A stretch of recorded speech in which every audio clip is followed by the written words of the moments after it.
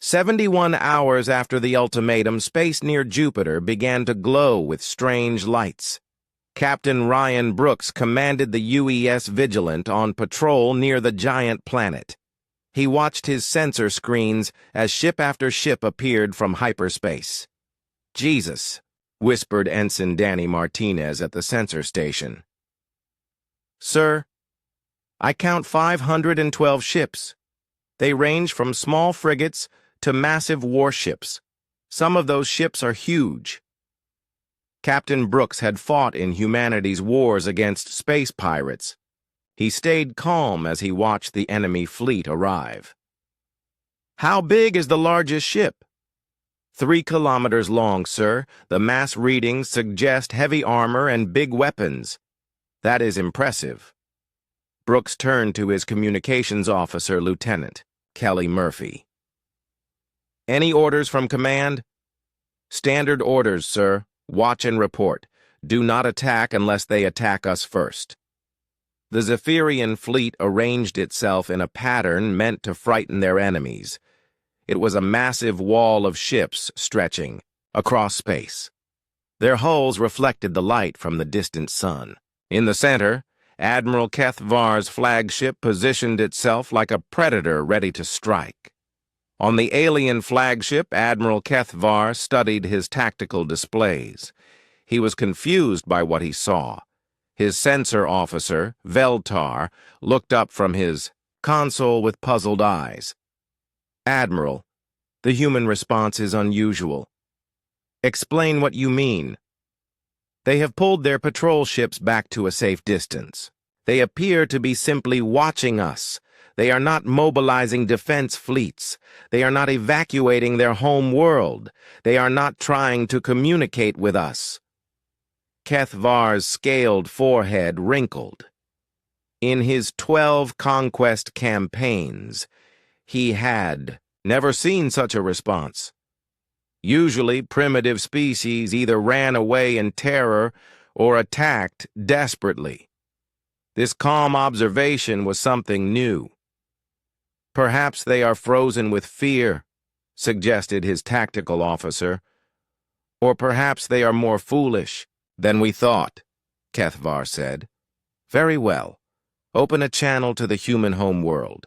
The communication was received at Command Central on Earth. Admiral Carter and her staff watched the proceedings with apparent calm. Dr. Hayes sat at her console, occasionally writing notes on a tablet.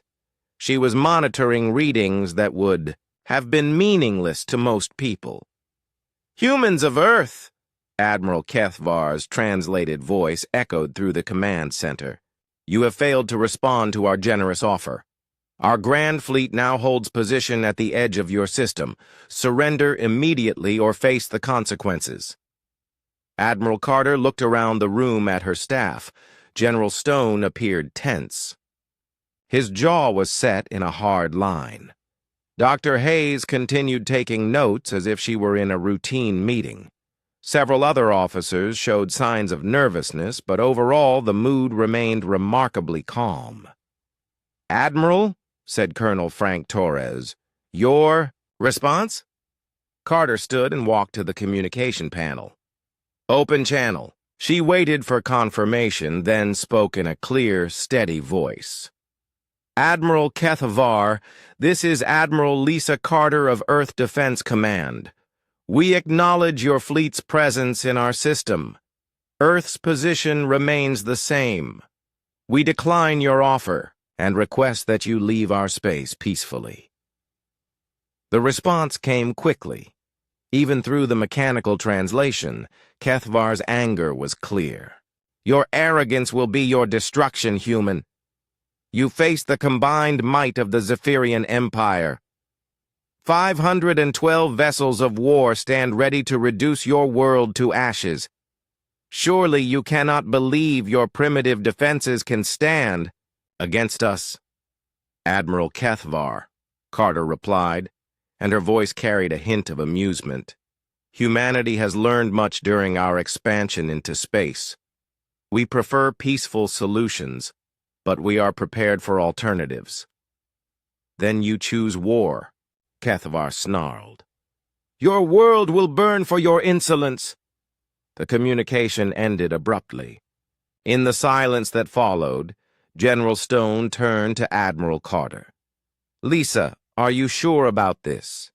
500 ships." "Marcus," Carter said gently. "Trust the process.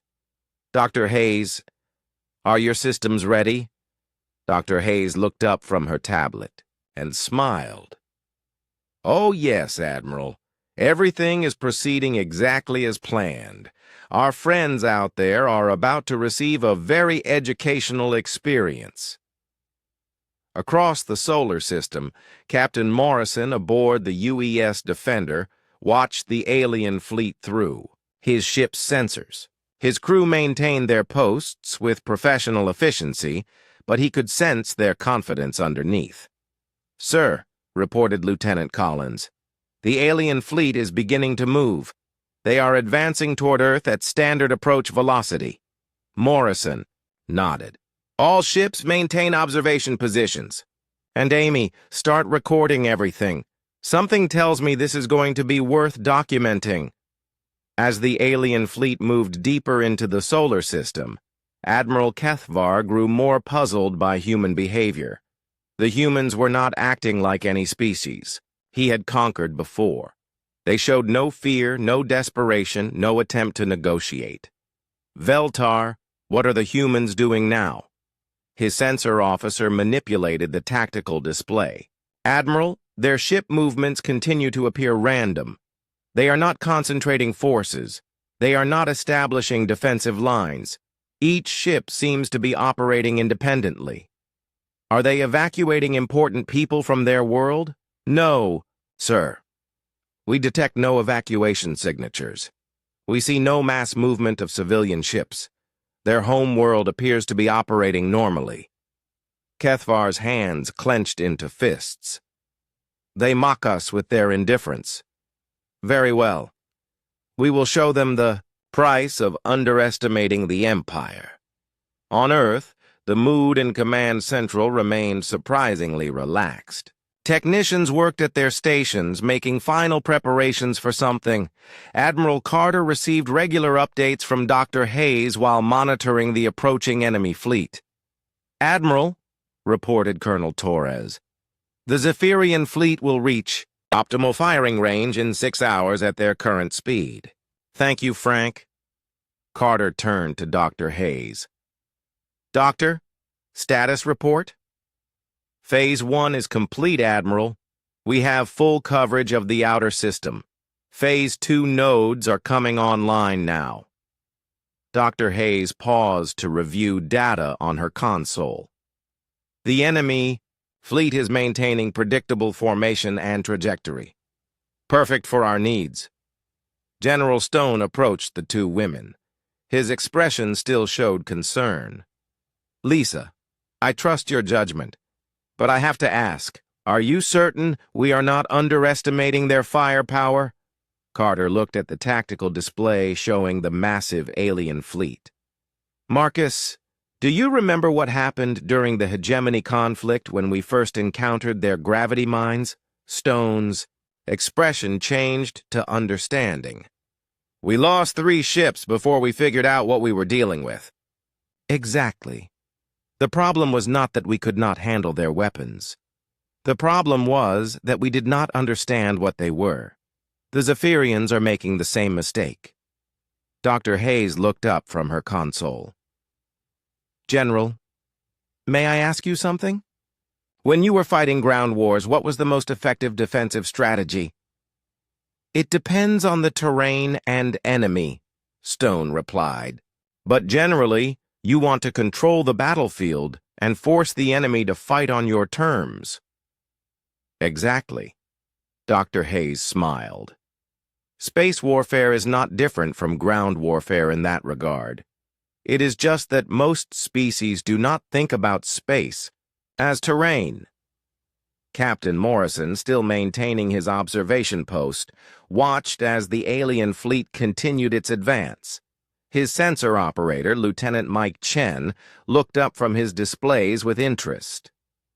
"Captain, I am detecting some unusual energy readings from various points throughout the system. Unusual how? Low-level emissions, very faint. Almost like something is powering up, but trying to stay hidden. Morrison smiled. Mike, I want you to log everything you are detecting, but do not broadcast any of it. We will compile a full report when this is over. Sir? When what is over? The lesson, Lieutenant. We are about to teach the Zephyrian Empire something about assumptions. As the hours passed, the alien fleet maintained its steady approach while human vessels continued their seemingly random movements. The Zephyrians did not know that each human ship was taking position at carefully calculated coordinates. They were turning the entire solar system into something the Empire had never encountered before. Dr. Hayes watched her displays with growing satisfaction. Kevin, bring the inner system nodes online. It is almost time for the demonstration. Yes, ma'am. Inner grid powering up now. Throughout space, invisible to alien sensors but clearly visible to human monitoring equipment, a vast network was coming to life. Energy flowed along predetermined paths, creating connections that spanned millions of kilometers. Admiral Carter stood before the main tactical display, watching as hundreds of small lights indicated system readiness. Dr. Hayes, are we ready for Phase 3? Almost, Admiral. The Zephyrians need to commit to their attack vector first. Once they do, we will have them exactly where we want them. And then? Dr. Hayes smiled, and that smile was answer enough. The trap was almost ready to spring. The emergency session of the Galactic Council began 3 days after news of the Kepler disaster reached Nexus Prime. Representatives from 18 different species filled the Great Chamber, their usual calm replaced by barely controlled panic. Queen voice. Zara of the Hive Confederation spoke first, her insect-like head turning to address the assembly. The humans have destroyed an entire Zephyrian battle fleet. This aggression cannot be allowed to continue. The crystalline hegemony's representative, a being that looked like walking diamonds, made sounds like glass breaking. They violated every rule of civilized warfare. They targeted non-combat vessels and showed no mercy to those trying to surrender. From his seat in the observation gallery, Ambassador Thek of the Naga Empire watched the proceedings with growing unease. He had been present at the final peace talks when the human diplomat had walked out. At the time, he had thought it was just another display of human weakness. Now he was not so sure. What exactly happened at Kepler? Asked the representative from the Void Hunters, a species known throughout the galaxy for their own military prowess. The surviving Zephyrian admiral, Kethvar, stepped forward to address the assembly. His once proud bearing had been replaced by the hollow look of a being who had seen his entire world view destroyed. The humans turned one of their colonies into a massive trap, he began, his voice shaking. Every building, every piece of equipment, was designed to hide weapons and soldiers. When we tried to land, they attacked from everywhere at once. And their fleet? Pressed the Void Hunter representative. Their ships moved like nothing I have ever seen. They refused to fight according to standard procedures. Instead of proper battle formations, they swarmed through our forces like angry insects. They targeted our weak points with surgical precision. The chamber erupted in worried chittering, clicking, and various alien sounds of distress. This was not how space warfare was supposed to work. For centuries, galactic conflicts had followed established patterns. Fleets would meet in open space, exchange fire in orderly fashion, and one side would eventually retreat or surrender. The humans had ignored all of these traditions and simply focused on killing their enemies as efficiently as possible. Unknown. To the alien representatives, humanity had spent the 3 months since the failed peace talks preparing for exactly this moment. While the galactic powers debated, human special forces teams were already deep inside alien space. Lieutenant Commander Amy Foster crouched in the cargo hold of a civilian transport ship as it approached a major Zephyrian supply depot. Her team of 12 soldiers wore the uniforms of space merchants, but their cargo containers held enough explosives to level a small city. "Remember," she whispered to her team, "we are not here to fight their armies. We are here to make sure they cannot supply their armies." The transport ship docked with the supply station without incident. Amy's team unloaded their containers alongside legitimate cargo, following shipping schedules that their intelligence network had obtained months earlier. 6 hours later, every fuel depot, ammunition storage facility, and spare parts warehouse on the station exploded simultaneously. The Zephyrian Empire's main supply hub for their northern fleet became an expanding cloud of debris. Similar operations were taking place across the galaxy. Human agents, disguised as merchants, tourists, and refugees, struck at the hidden foundations of alien military power. Communication relays suffered mysterious system failures. Mining operations shut down due to equipment problems that seemed to come from nowhere. Military shipyards found their construction schedules delayed by parts shortages. Captain Dan Roberts led one such operation aboard the disguised freighter New Hope. His target was a critical logistics center that supplied 3 different alien fleets. "We hit them where they are not expecting it," he explained to his team as they prepared to dock. "They think warfare means big fleets shooting at each other in space. They have never fought an enemy that understands logistics. The aliens were learning that humans did not just fight differently. They thought about war in completely different terms.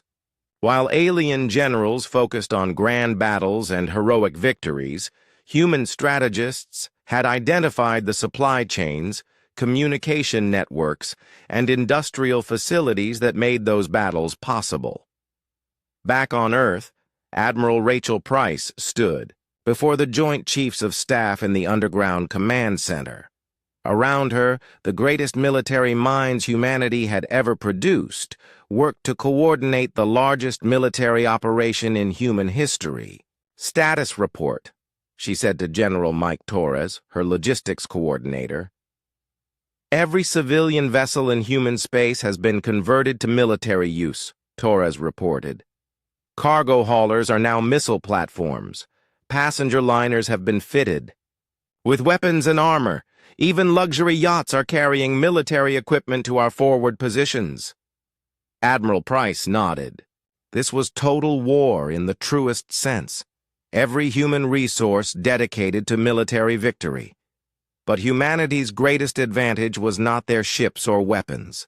It was their willingness to abandon every rule of civilized warfare.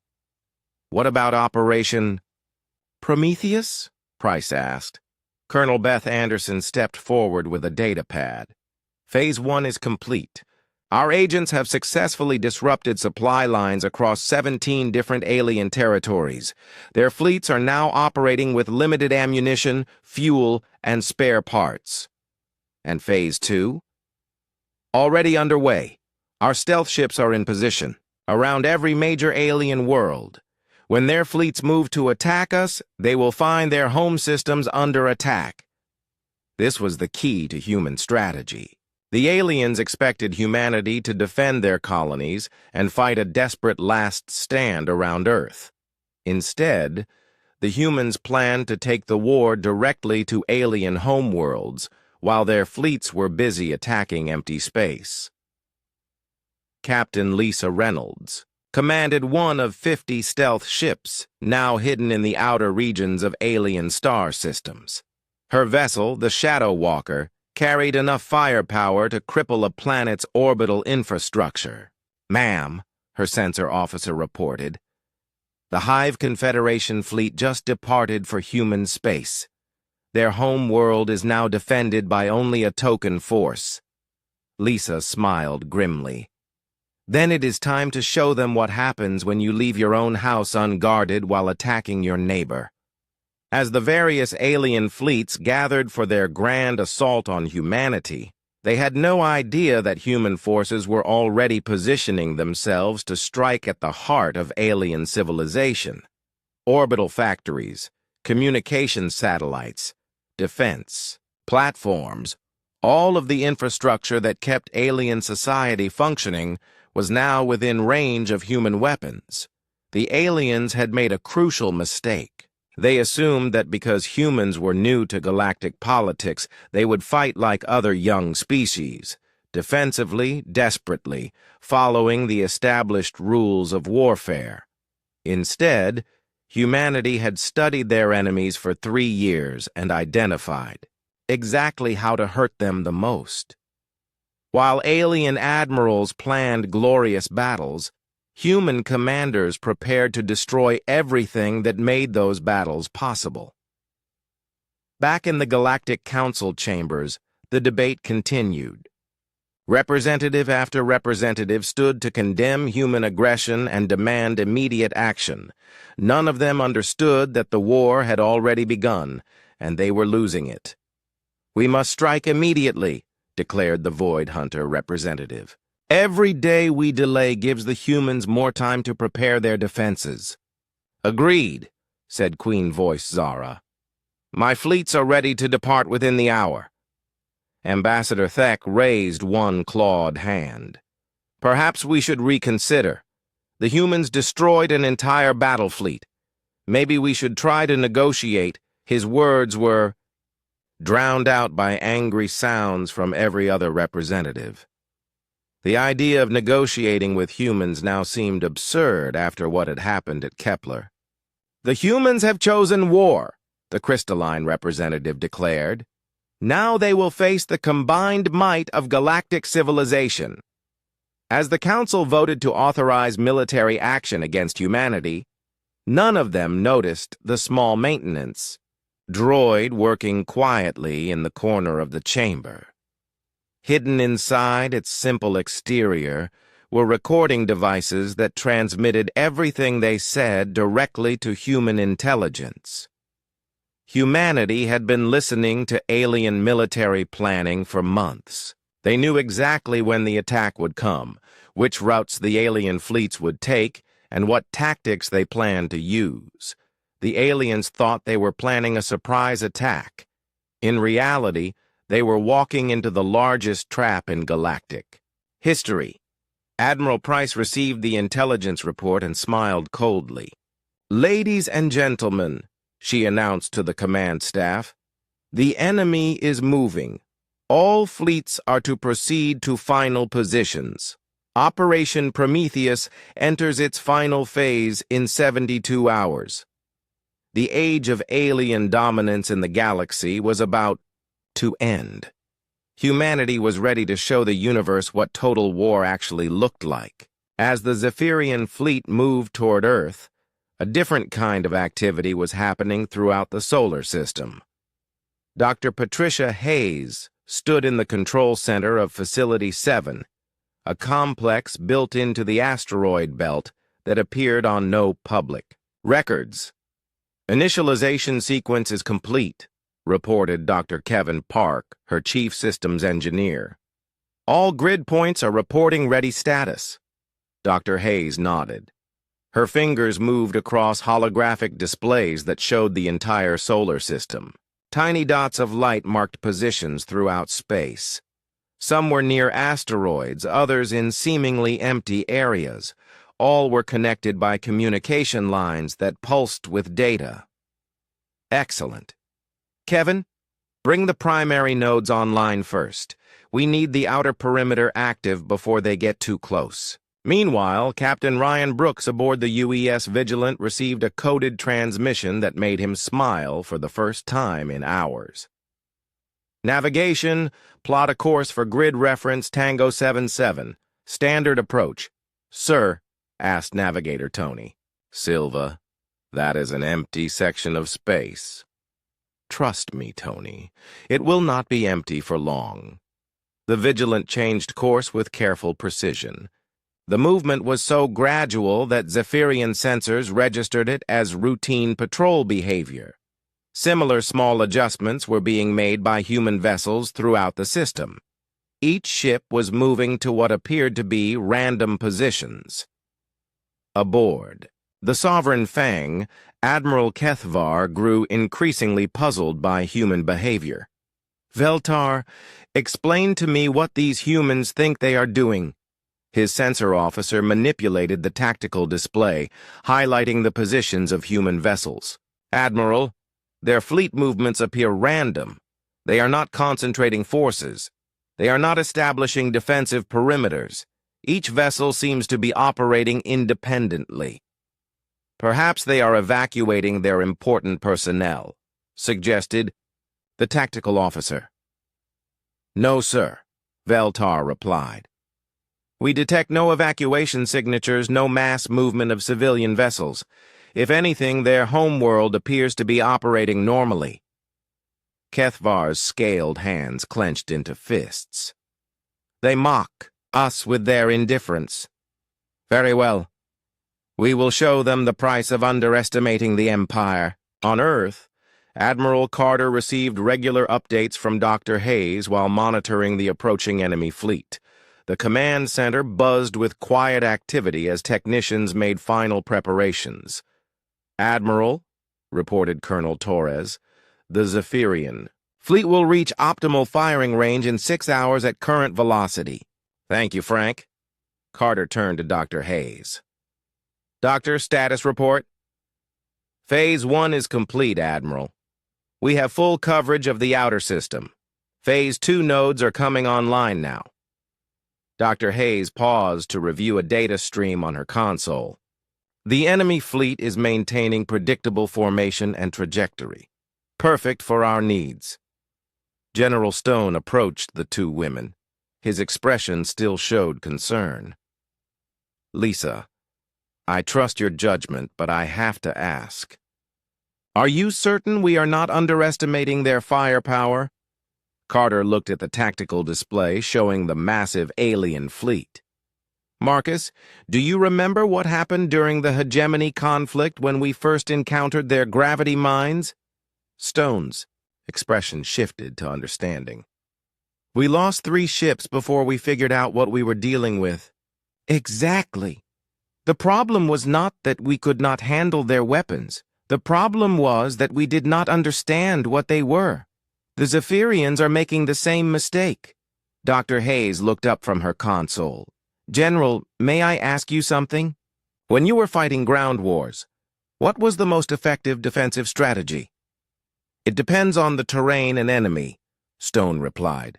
But generally, you want to control the battlefield and force the enemy to fight on your terms.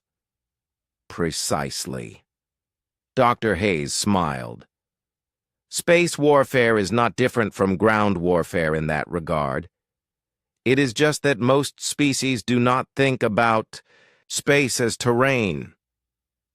Captain Morrison, still maintaining his observation post aboard the UES Defender, watched as the alien fleet continued its advance.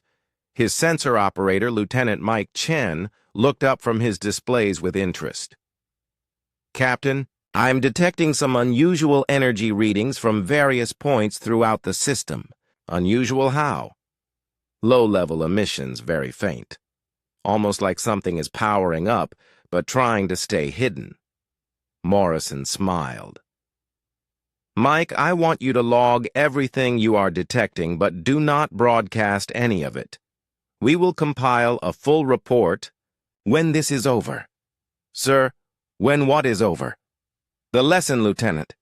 We are about to teach the Zephyrian Empire something about assumptions. As the hours passed, the alien fleet maintained its steady approach, while human vessels continued their seemingly random movements. Unknown to the Zephyrians, Each human ship was taking position at carefully calculated coordinates. They were turning the entire solar system into something the Empire had never encountered before. Dr. Hayes watched her displays with growing satisfaction. "Kevin, bring the inner system nodes online. It is almost time for the demonstration." "Yes, ma'am. Inner grid powering up now." Throughout space, invisible to alien sensors but clearly visible to human monitoring equipment, a vast network was coming to life. Energy flowed along predetermined paths, creating connections and redundancies that spanned millions of kilometers. The network had been 15 years in the making. Every asteroid mining operation, every deep space monitoring station, every seemingly routine infrastructure project had actually been part of building this system. Humanity had learned from their encounters with aggressive alien species. They had decided that their home system would never be vulnerable to attack. Admiral Carter stood before the main tactical display, watching as hundreds of small lights indicated system readiness. "Dr. Hayes, are we ready for Phase 3? "Almost. Admiral, the Zephyrians need to commit to their attack vector first. Once they do, we will have them exactly where we want them." The beauty of the Solar Defense Network was its invisibility. To alien sensors, the human system looked like any other developing stellar civilization. They saw asteroid mining operations, monitoring stations, and patrol ships. They did not see the millions of kilometers of fiber-optic cables running between asteroids. They did not see the massive capacitor banks hidden inside hollowed-out rocks. They did not see the collection arrays disguised as routine communication equipment. Dr. Hayes had designed the system based on a simple principle. Space was not empty. It was full of energy from the local star, cosmic radiation, and electromagnetic fields. Most species ignored this ambient energy because it was diffuse and low-level. But if you could collect it across an entire star system and focus it, you could create something unprecedented. "Doctor," asked Kevin Park, "the aliens are maintaining their current course. Should we begin final preparations?" "Not yet. Let them get a little closer. I want them committed to their attack run before we show them what they are really facing." Captain Brooks, now positioned at his assigned coordinates aboard the UES Vigilant, watched his tactical display with intense interest. Around him, his crew worked with quiet efficiency. They knew something big was about to happen, but they trusted their captain and their orders. "All stations, prepare for Phase 3 initiation. This is what we have been waiting for." "Sir," asked Ensign Martinez, "should we not be trying to stop them from attacking Earth?" Brooks smiled. "Danny, sometimes the best way to stop someone is to let them make their mistake first." The Zephyrian fleet continued its advance, unaware that every movement was being monitored and calculated by the Solar Defense Network. Admiral Kethvar stood on his bridge, confident in his overwhelming firepower advantage. 500 warships against a handful of human patrol vessels. The mathematics seemed simple, but mathematics in space warfare was more complicated than ship counts. Dr. Hayes understood this better than most. She had spent years studying how energy moved through solar systems. She had calculated the total energy output of Earth's sun and determined how much of that energy could be collected and focused using the right equipment. The answer had been staggering. "Admiral," Dr. Hayes called to Carter, "the enemy fleet is approaching the inner marker. Phase 3 can begin at your command." Carter nodded. "All stations, this is Admiral Carter. Initiate Phase 3 preparations. All human vessels, assume final positions." Throughout the solar system, human ships made subtle course corrections. To alien observers, it looked like routine maneuvering. In reality, Each ship was moving to a precisely calculated position that would allow the solar defense network to operate at maximum efficiency. The network was designed around the principle of distributed defense. Instead of concentrating defensive systems around Earth, humanity had spread them throughout the entire solar system. Every asteroid, every monitoring station, every patch of seemingly empty space had been converted into part of a single unified defensive grid. "Kevin," Dr. Hayes said, "bring the collection arrays to full power. Begin charging the primary capacitor banks." "Yes, ma'am. Collection arrays at 100%. Capacitor banks charging now." The energy collection process was invisible to alien sensors. Solar radiation, cosmic rays, and electromagnetic fields were being gathered by millions of collection points throughout the system. The energy was then transmitted through a network of relay stations to massive storage facilities hidden in asteroids. General Stone watched the proceedings with growing amazement. "Lisa, how much power are we talking about here?" Admiral Carter smiled. "Marcus, Dr. Hayes likes to say Tadmiral Kethvar had reached the limit of his patience." The human fleet continued its strange dispersal pattern, showing no signs of mounting any recognizable defense. Their homeworld maintained normal operations as if a massive alien armada was not approaching with obvious hostile intent. "Veltar," he growled. "Identify the largest concentration of human military assets." His sensor officer manipulated the display. "Admiral, there appear to be several orbital defense platforms around their homeworld, plus what looks like a shipyard facility near their moon." "Acceptable targets. We will demonstrate our power by destroying their most obvious military installations. Perhaps that will motivate them to surrender before we must waste resources on a full planetary bombardment." The Sovereign Fang's weapons systems powered up with a distinctive harmonic whine that resonated through the ship's hull. Across the Zephyrian fleet, similar preparations were taking place as hundreds of vessels readied their primary armaments. Captain Brooks, now positioned at his assigned coordinates aboard the UES Vigilant, watched his tactical display with intense interest. "All stations prepare for Phase 3 initiation. This is what we have been waiting for." "Sir," asked Ensign Martinez, "should we not be trying to stop them from firing on Earth?" Brooks smiled. "Danny, sometimes the best way to stop someone is to let them make their mistake first." The first salvo from the Zephyrian fleet lit up space, with the brilliant flashes of energy weapons and the trails of missile batteries. Dozens of alien vessels opened fire simultaneously, directing their combined firepower at what their sensors identified as primary military targets orbiting Earth. The attack was devastating to watch. Massive energy beams streaked across space, followed by swarms of guided missiles. The combined firepower was enough to level entire cities. The alien fleet's weapons coordinator watched with satisfaction as their targeting systems locked onto the human installations. In Command Central, Admiral Carter watched the attack with apparent calm while her staff monitored multiple display screens. "Direct hits on Defense Platform 7 and the Luna shipyard," reported Colonel Torres.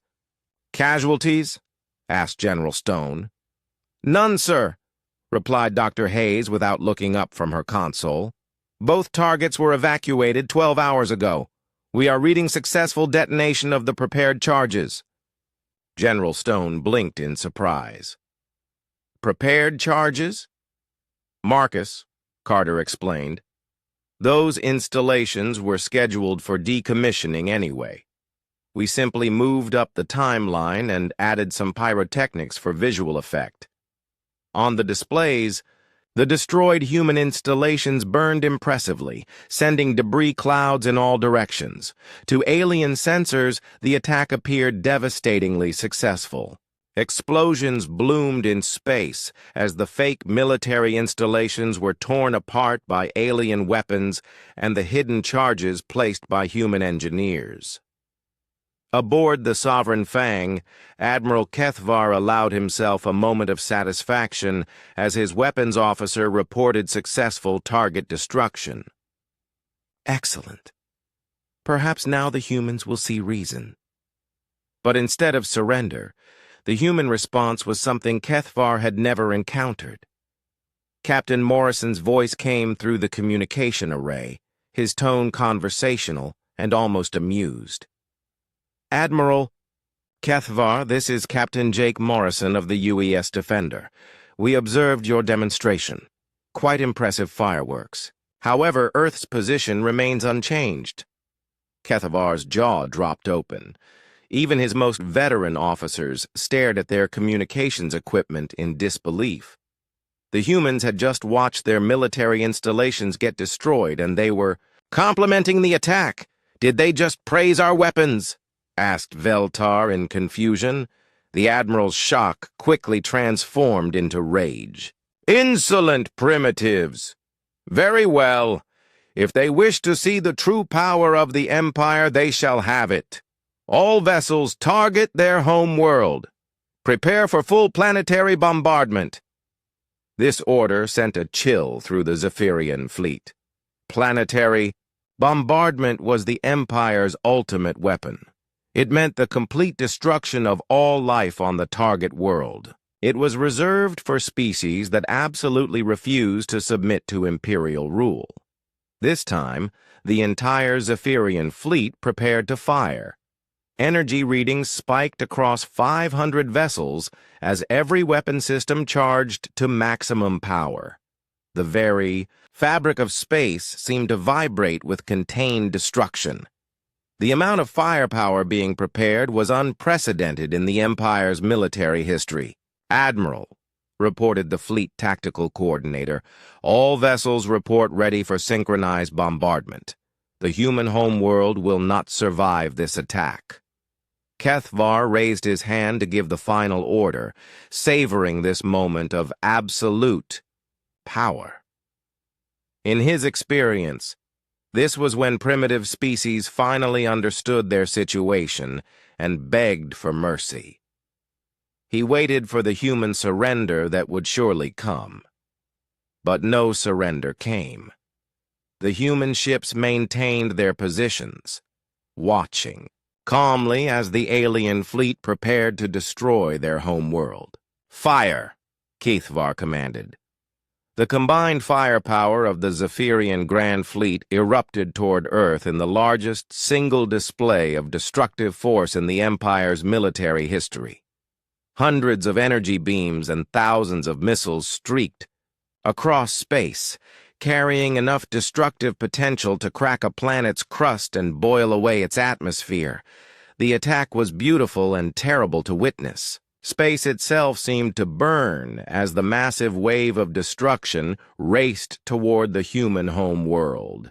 Every weapon in the alien fleet fired simultaneously, creating a concentrated assault that no known defensive system could possibly survive. For a moment, space itself seemed to hold its breath as the attack raced toward its target. Then something impossible happened. The massive wave of destruction simply stopped. Energy beams dissipated into harmless light. Missiles detonated prematurely or lost guidance entirely.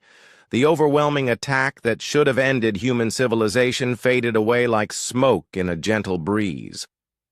What?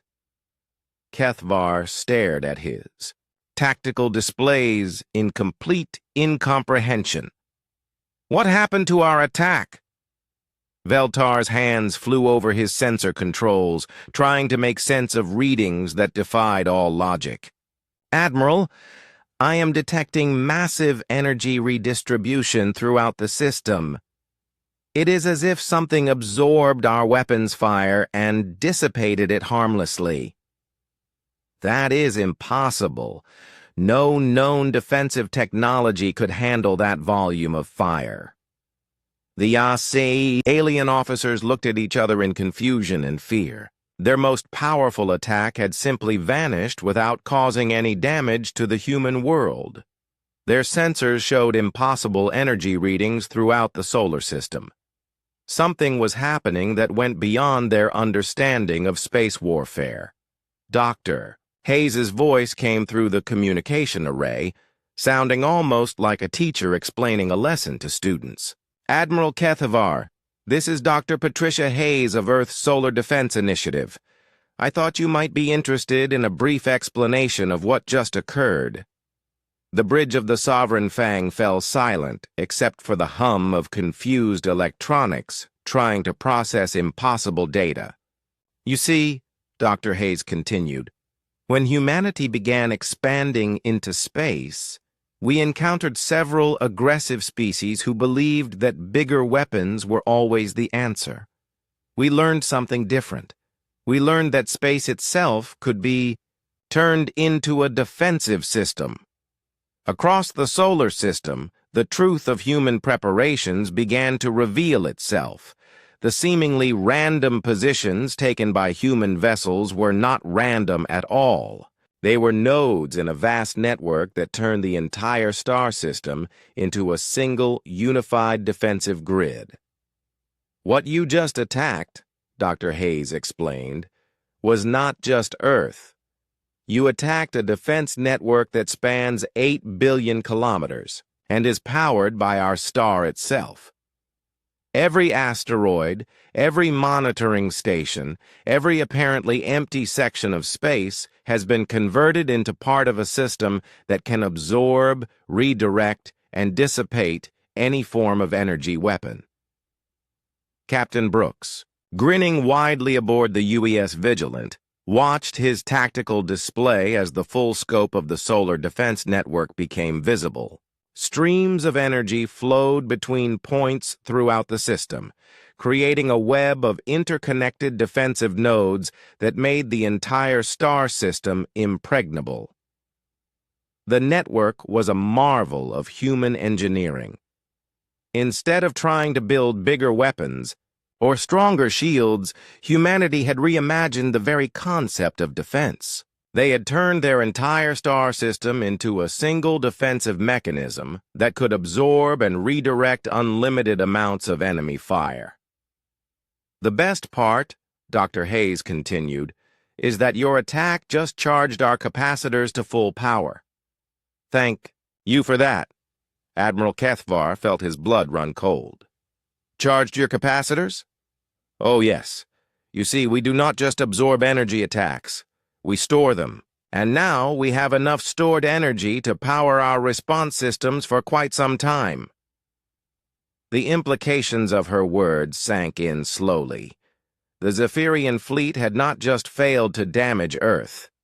They had actually powered up the human defensive network with their own weapons. The silence that followed Dr. Hayes's explanation stretched across space like a held breath. Admiral HFY stared at his tactical displays, trying to understand readings that his sensors insisted were accurate, but his experience told him were impossible.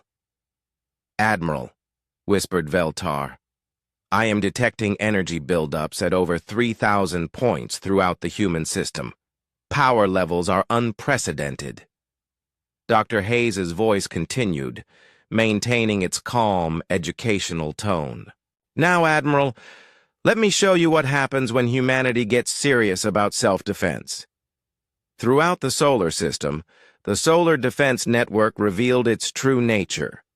What the Zephyrians had dismissed as empty space was actually filled with carefully positioned collection and focusing arrays. Asteroids that appeared natural housed massive capacitor banks. Seemingly routine monitoring stations were actually control nodes in a defensive grid that turned the entire star system into a single unified weapon. Captain Morrison, maintaining his observation post aboard the UES Defender, watched his displays. with professional admiration as the network came fully online. "Amy, are you recording all of this?" "Every bit, sir," replied Lieutenant Collins, her voice filled with awe. "Sir, the power readings. I did not know this was possible." Amy, humanity, learned a long time ago that the best defense is not the biggest gun. It is making your entire home into a place where bigger guns do not matter. The first demonstration was subtle, but unmistakable. A focused beam of energy, no wider than a human finger, lanced out from seemingly empty space and touched the hull of a Zephyrian destroyer. The massive warship's shields flared briefly, then failed completely. The beam continued through the ship's armor as if it were paper, creating a perfectly round hole that extended from bow to stern. The destroyer's lights flickered and died. Emergency systems failed to activate. The ship became a lifeless hulk, drifting in space. The crew was unharmed, but their ship was completely disabled. "How?" Admiral HFY's voice was barely a whisper. "How did you penetrate our shields with such a small beam?" "Concentration," Dr. Hayes replied. "Your shields are designed to handle large volumes of diffuse energy. But when you focus the power of an entire star system into a beam narrower than a pencil, well, physics becomes rather unforgiving." A second demonstration followed immediately. Another hair-thin beam reached out to touch a Zephyrian cruiser. This time, instead of piercing the hull, the beam seemed to caress the ship's surface gently. The cruiser's weapon systems began to overload one by one, discharging their energy harmlessly into space until the entire vessel was completely disarmed.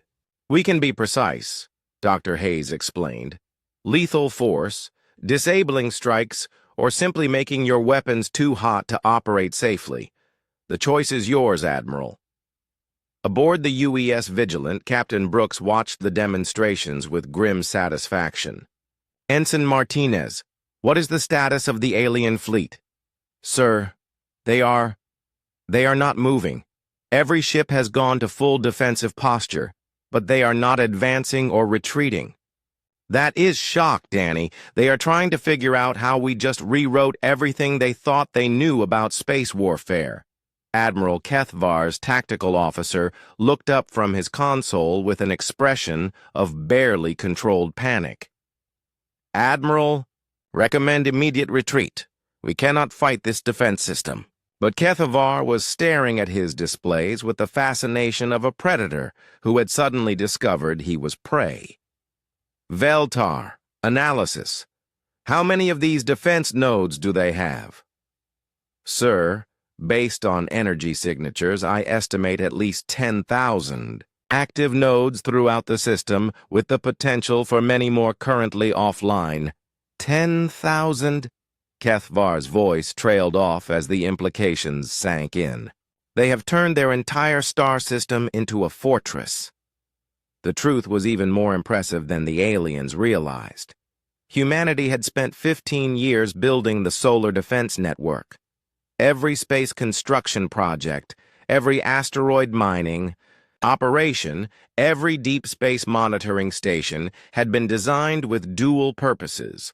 On the surface, they supported human expansion into space. Underneath, they were components in the most sophisticated defensive system ever conceived. Dr. Hayes's voice returned, but this time it carried a different tone. Not threatening, but absolutely serious. "Admiral HFY, you have a choice to make. You can order your fleet to leave our space peacefully, and we will consider this an unfortunate misunderstanding. Or you can continue to threaten our world, and we will show you what happens when humans stop being polite." To emphasize the point, energy began building at node points throughout the solar system. The buildup was clearly visible to alien sensors, growing steadily stronger with each passing second. The power levels being generated were beyond anything in the Empire's experience. The power level we are charging to right now, Dr. Hayes continued, would be sufficient to eliminate your entire fleet simultaneously. But we prefer not to waste resources on unnecessary destruction. General Stone, standing beside Admiral Carter in Command Central, shook his head in amazement. Lisa, how long has this system been in place? We began construction 15 years ago, Marcus. Every asteroid mining operation, every deep space monitoring station, every seemingly routine infrastructure project was actually part of building this network. The Zephyrian Empire is not the first aggressive neighbor we have encountered. The network represented humanity's approach to the problem of space defense. Instead of trying to build bigger ships or more powerful weapons, they had changed the rules of the game entirely. They had turned their home system into a place where traditional space warfare simply did not work. Captain Morrison's voice cut through the communication channels. Admiral Carter, the alien fleet is beginning to move. They are withdrawing to the edge of the system. Admiral HFY had made his decision. The tactical situation was unprecedented and utterly hopeless. 500 warships meant nothing when the enemy could strike from any point in space with weapons that ignored conventional defenses. Fleet Command, he broadcast to his vessels. Begin orderly withdrawal to system edge. Maintain formation and prepare for hyperspace jump. As the Zephyrian fleet began its retreat, Dr. Hayes's voice followed them. Admiral, before you leave, please understand something important. Earth has no desire for conquest or expansion at your expense. We simply want to be left alone to develop in peace. But if any other species decides to test our defenses, they will discover what you have learned today. The alien fleet reached the edge of the solar system and prepared for hyperspace jump.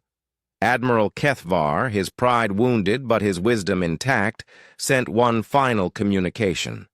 Humans of Earth, the Zephyrian Empire acknowledges your impressive defensive capabilities. We withdraw our demand for vassalage. Thank you, Admiral, replied Dr. Hayes. Have a safe journey home. The Zephyrian Grand Fleet vanished into hyperspace, leaving the solar system as quickly as they had arrived. In the silence that followed, human vessels began returning to their normal patrol routes, while the solar defense network powered down to standby mode. Admiral Carter stood in Command Central, watching the tactical displays return to normal operations. Dr. Hayes, excellent work. How long before word of this spreads through their empire? Based on Zephyrian communication patterns, I estimate the entire empire will know about Earth's defenses within 6 months. Word will spread to other species shortly after that. General Stone chuckled.